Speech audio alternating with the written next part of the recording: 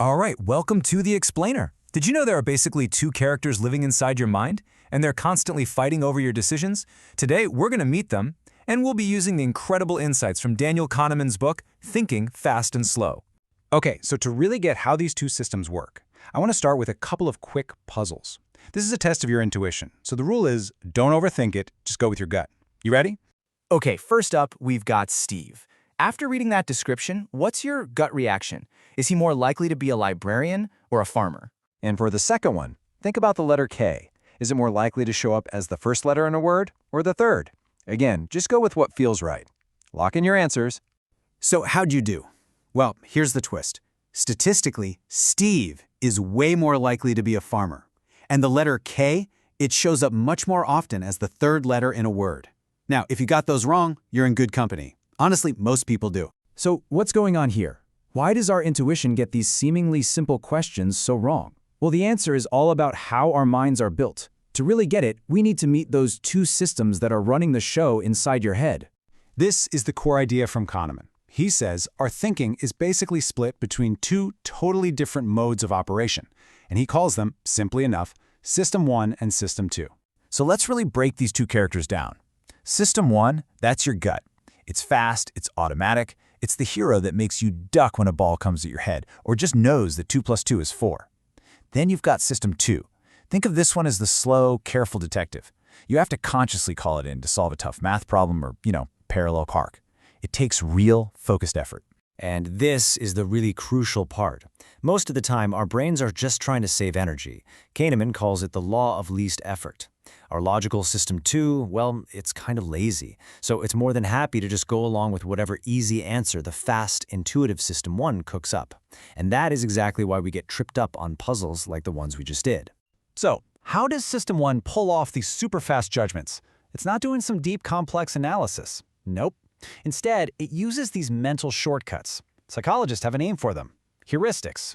And look, these shortcuts are absolutely vital. We need them to get through the day. I mean, can you imagine if you had to deeply analyze every single tiny decision? You'd be totally paralyzed. But, and this is the big but, as we just saw, they can also steer us wrong in very predictable ways.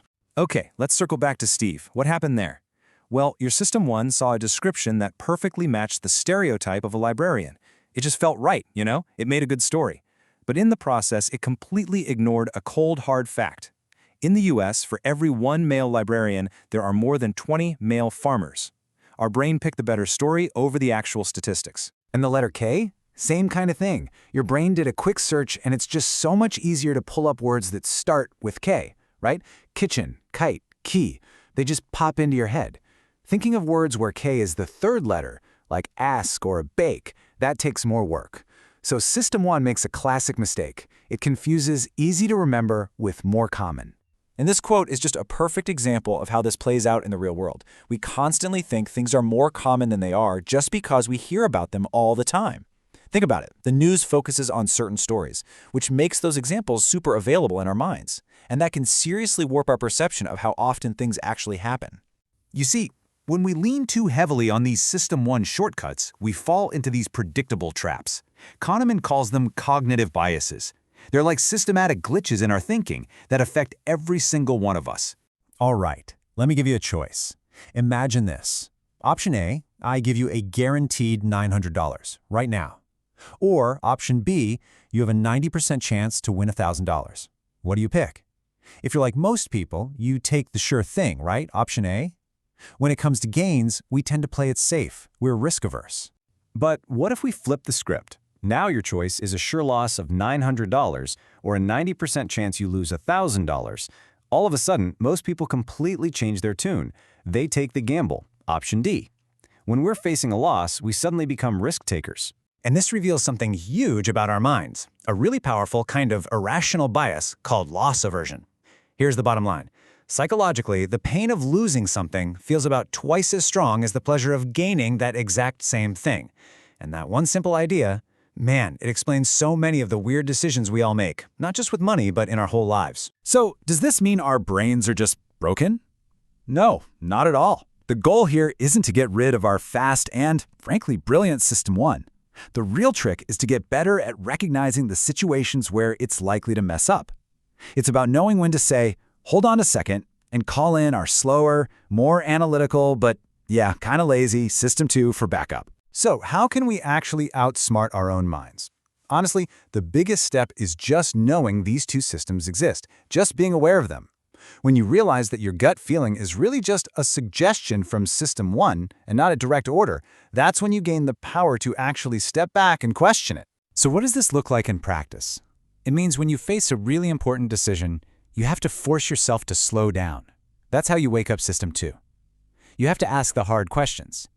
Is this feeling I have just based on a stereotype, like with Steve? Or am I picking this just because it was easy to think of? Go find the actual stats, the base rates that your System 1 is so good at ignoring. And try reframing the problem.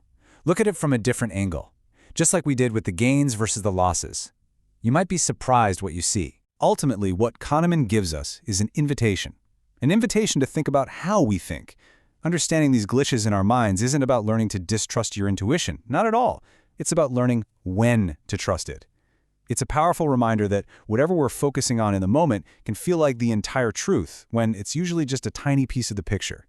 So the next time you get that really strong gut feeling about a big decision, maybe just for a second, you'll pause and ask yourself, which system is doing the talking right now?